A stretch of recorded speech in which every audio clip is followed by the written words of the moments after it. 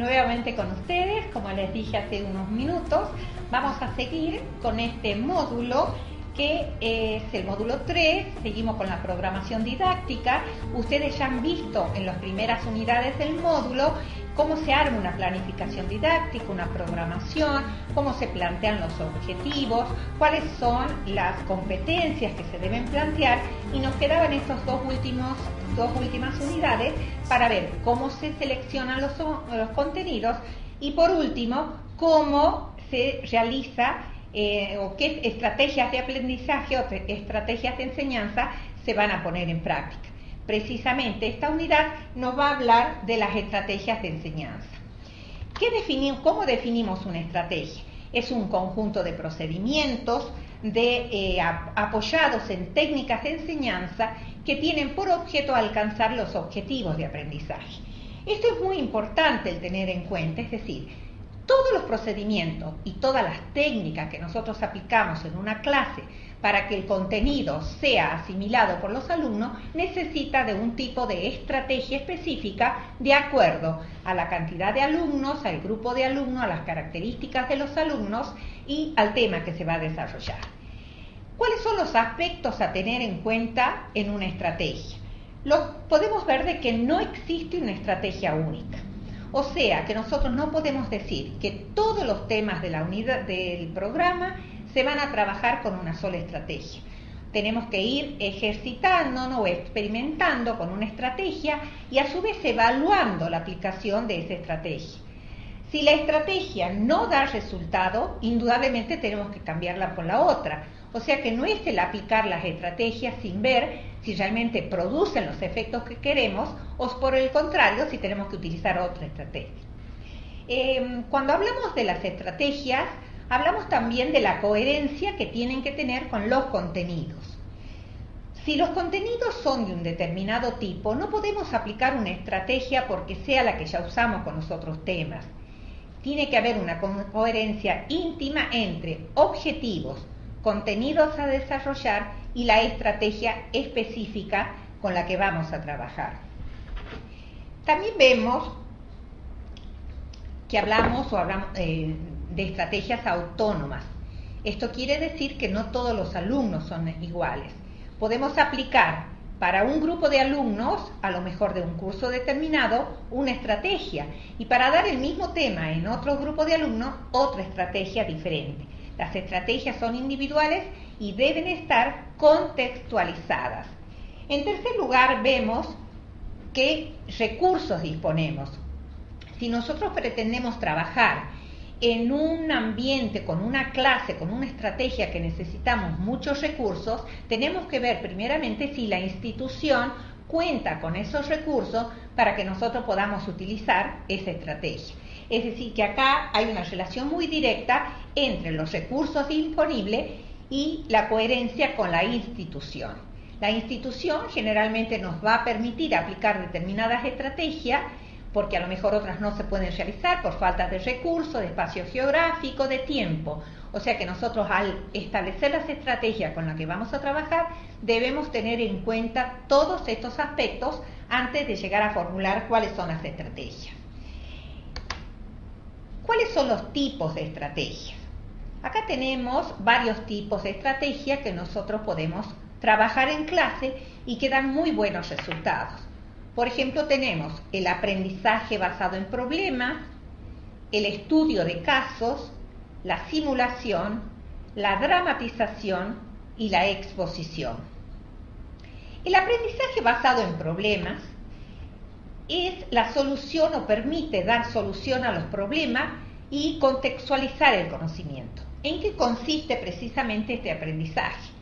Llevamos a la clase un problema de la vida real, que puede ser, por ejemplo, si trabajamos en derecho con un problema de algún juicio, si trabajamos en medicina con algún caso, alguna patología en especial, si trabajamos en ciencias de la educación con algún problema de alumnos repitentes, de deserción. Es decir, llevamos una situación problemática a la clase, le formamos los grupos necesarios, le permitimos a los alumnos que manejen todo tipo de bibliografía y que puedan ver qué solución darían a este problema. Una vez que termina el trabajo grupal, se hace la puesta en común y cada grupo da sus experiencias, se hacen sus relatos y se hace la socialización de todo lo que trabajaron los distintos grupos. Este tipo de aprendizaje es muy importante y nos lleva a lo que nosotros conocemos como el estudio de casos. El estudio de caso es muy importante, se trabaja mucho con el estudio de caso en todos los tipos de investigaciones sociales. Un estudio de caso es un relato que plantea una situación problemática extraída de la vida. Así como hace rato hablamos de un problema concreto, un relato es algo mayor que un problema, porque ya vemos este problema que habíamos planteado, pero visto con todas las otras variables que pueden llegar a influenciar en el problema. O sea que ya no lo vemos al problema aislado, como vimos en una primera estrategia, sino el caso con todas las variables que influyen. Entonces un estudio mucho más largo, más prolongado y que realmente da muy buenos resultados a la hora de trabajar en grupo. Además, mientras se están resolviendo el caso planteado, también se desarrollan los contenidos procedimentales y actitudinales, porque se ve la actitud de los compañeros, interrelacionarse con los grupos, trabajar, escuchar al otro, sacar conclusiones, es decir, no es un trabajo aislado que permite el contacto con todas las personas y llegan a la conclusión.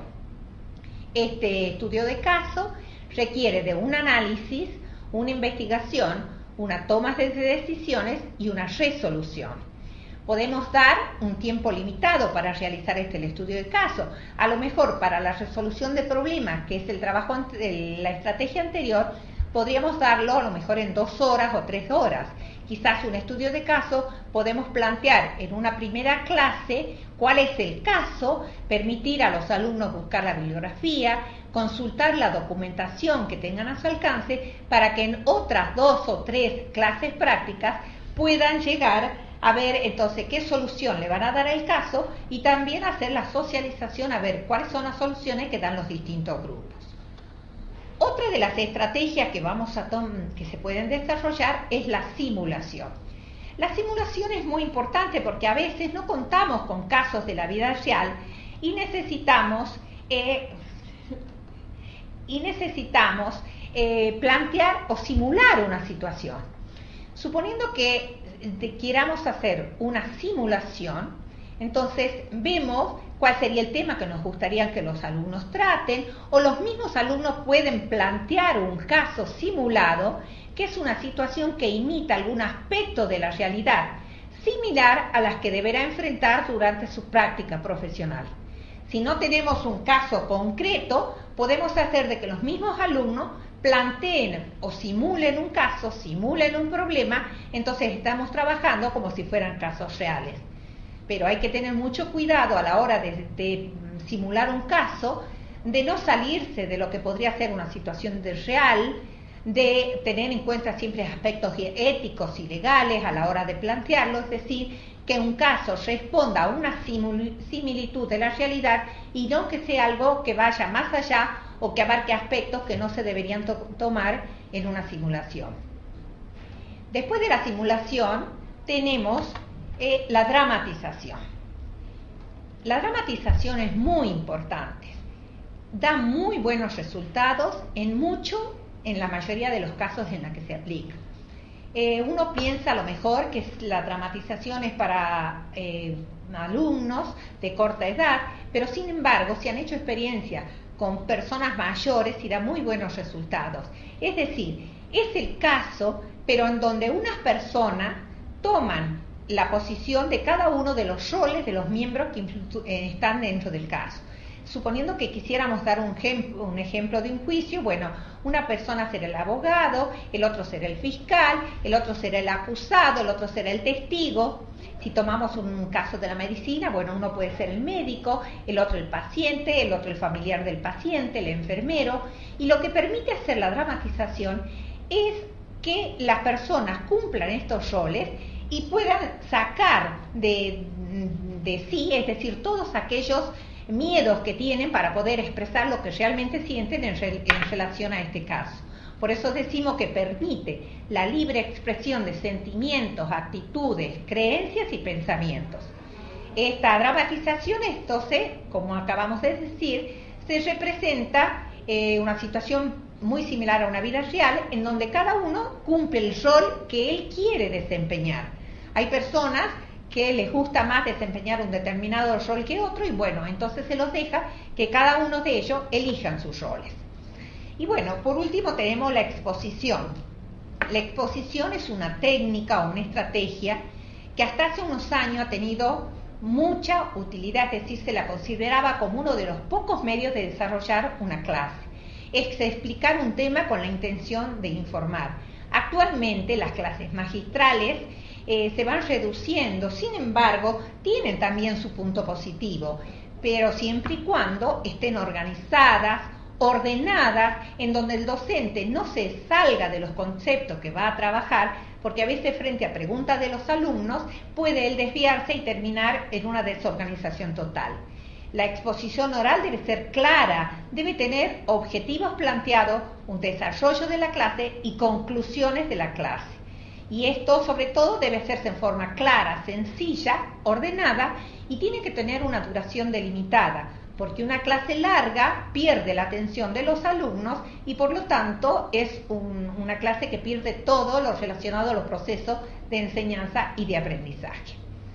Después de la exposición tenemos otras técnicas de dinámica grupal.